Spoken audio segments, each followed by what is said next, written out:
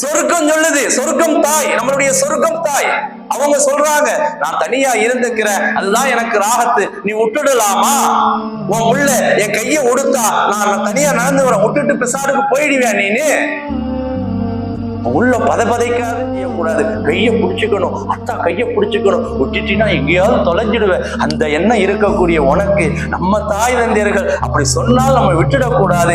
ஏதோ நம்ம கிட்ட குறை இருக்குது சொல்றாங்க, நம்ம ஏதோ ஒரு சந்தர்ப்பத்துல கவனிக்காம இருந்திருப்போம், அதனால கோச்சிக்கிறாங்க அப்படின்னு சொல்லிட்டு நாம அரவணைக்க வேண்டாமா?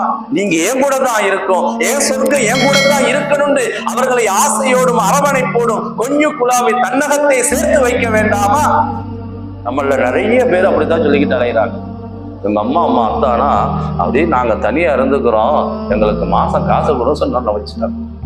எத்தனையோ மௌத்த பார்க்கணும், தனியா இருக்கக்கூடியவர்களுடைய மௌத்து. அல்லாஹ் அக்பர்.